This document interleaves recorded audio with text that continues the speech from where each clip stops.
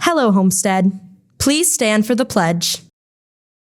I pledge allegiance to the flag of the United States of America and to the republic for which it stands, one nation, under God, indivisible, with liberty and justice for all. Please remain standing for a moment of silence.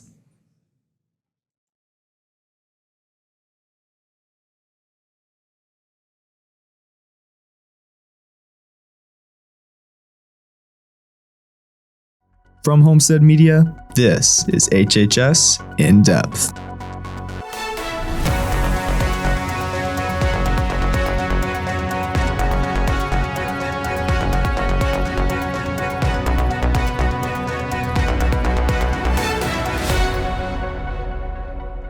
Welcome back to HHS In-Depth. This week, you'll hear student government share what students can expect from this year's fast-approaching semi-formal. Next, you'll see how Parkview Field has transformed into a Christmas wonderland with themed light shows and numerous festive activities. Furthermore, since we're less than a week away, we're going to learn about Thanksgiving's history and why it is celebrated. And finally, you'll get caught up with our performing arts on this week's segment of Behind the Curtain. This and much more on this week's edition of HHS In-Depth.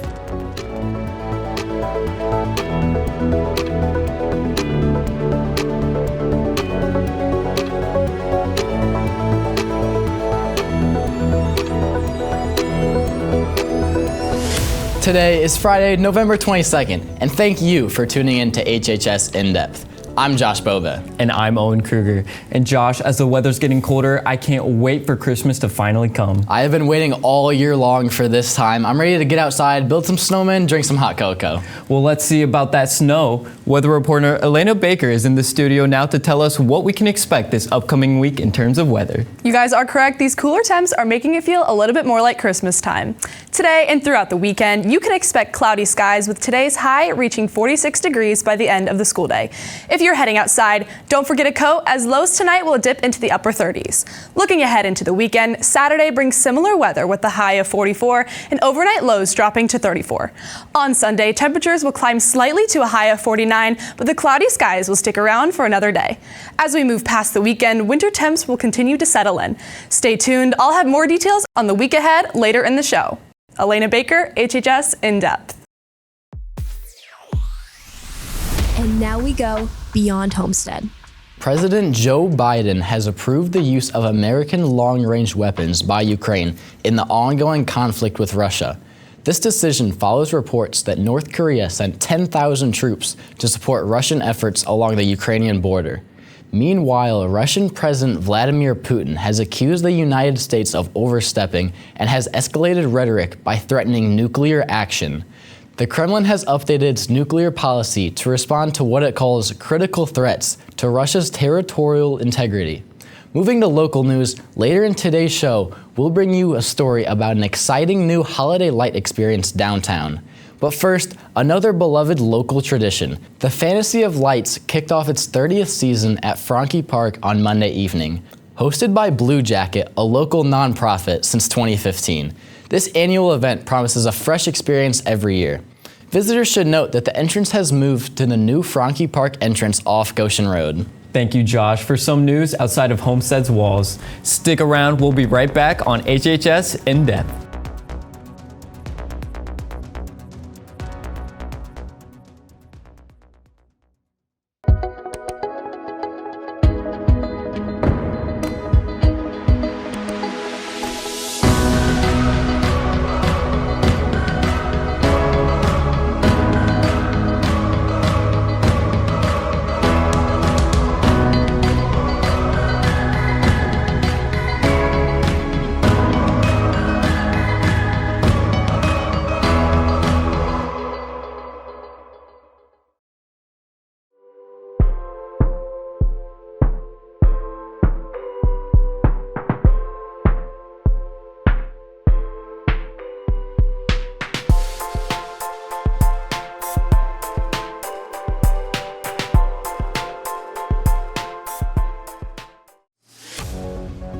Welcome back to HHS In-Depth. Freshmen and sophomores, are you tired of being left out of prom? Well, you're in luck. Homestead Semi-Formal, a dance held annually for all students in all grade levels, is right around the corner.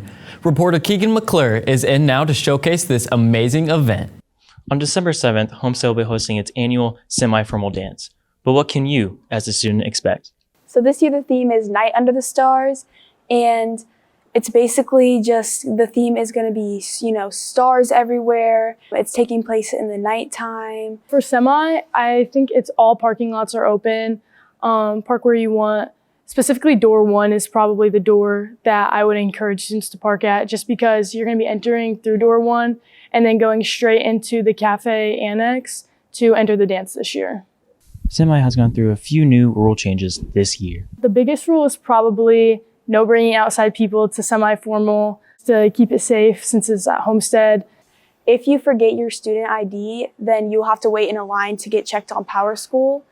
And also, if you forget your ticket, then you're going to have to either buy a new ticket or return home and get a ticket, because this year we're not doing any backup ticket checks, so you must have your ticket in order to get into the dance. Semi-formal and prom are the two biggest events of the school year.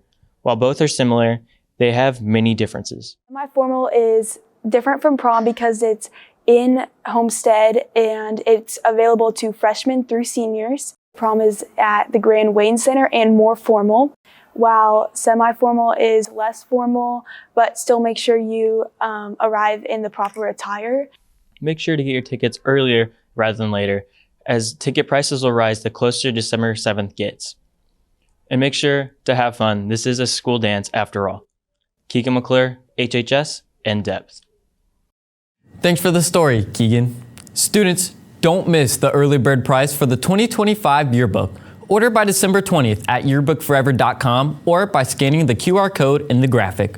Also, if your club wants a group photo in the yearbook, ask your sponsor to sign up using the monthly Google Forms sent to all sponsors. This past Wednesday, this year's National Honor Society inductees were officially welcomed into the organization. With over 1.4 million members worldwide, the National Honor Society is one of the oldest and largest student organizations, recognizing excellence in academics, leadership, service, and character. NHS is a national organization, and a lot of our students have been rewarded for their academic achievements in the past. But this is a new stepping stone in their academic progress, because now they're getting brought in with students from across the country and recognized for their all-around academic achievement. Congratulations to all the students who earned this prestigious honor. If you love performing holiday classics, whether singing or playing an instrument, consider auditioning for Evergreen Cabaret. This exciting event, held in late December, features a talent show where the winner chooses the benefactor for the evening's charity funds.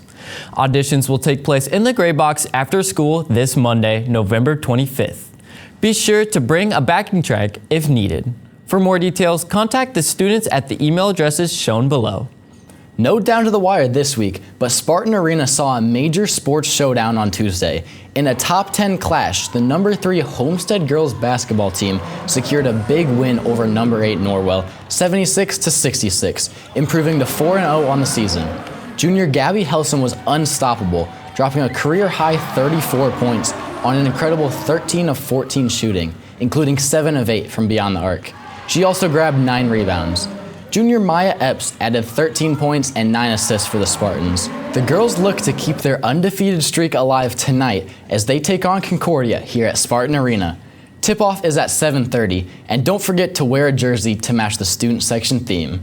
Fort Wayne is full of festive activities for the holiday season, and this year, Parkview Field is introducing an exciting new light show packed with entertainment for all ages.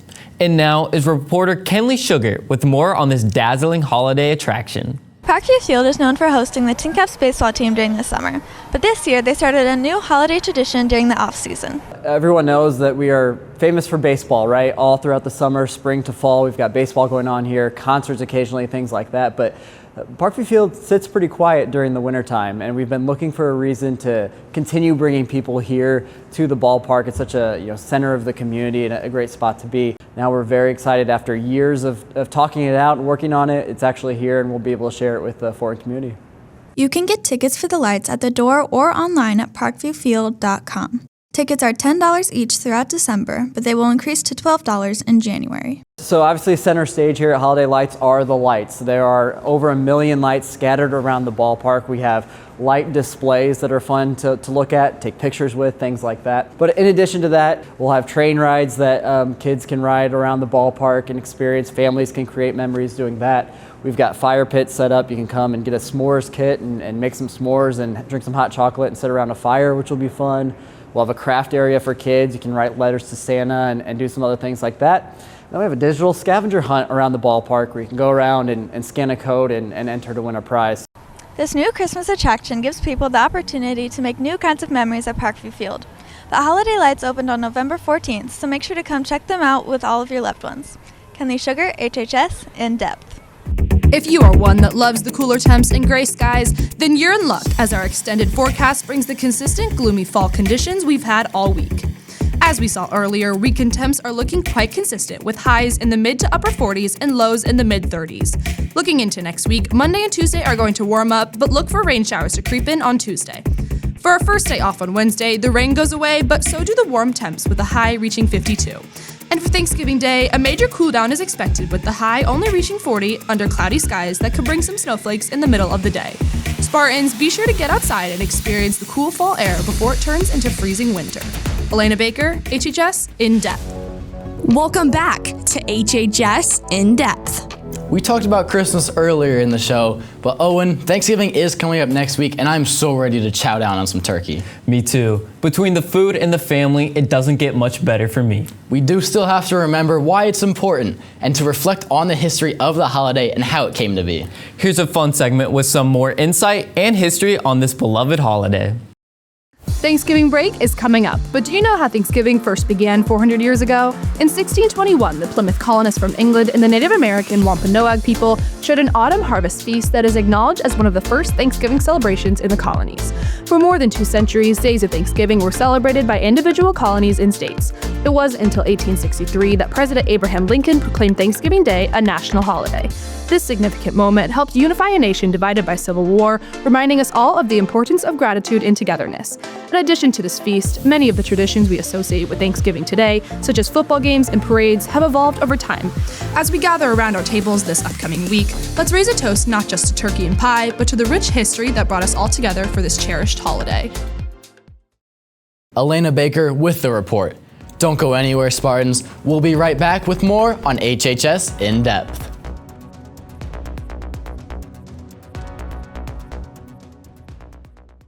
Tonight, the number 3 ranked Homestead girls basketball team squares off against the Concordia Cadets in SAC play.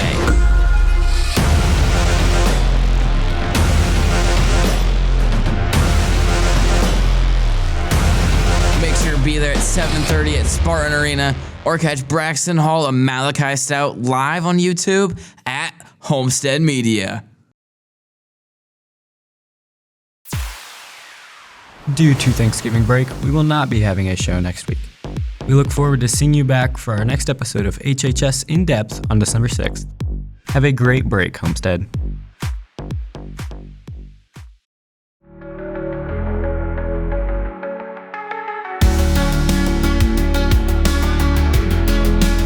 Welcome to Behind the Curtain. I'm Emma Newberry.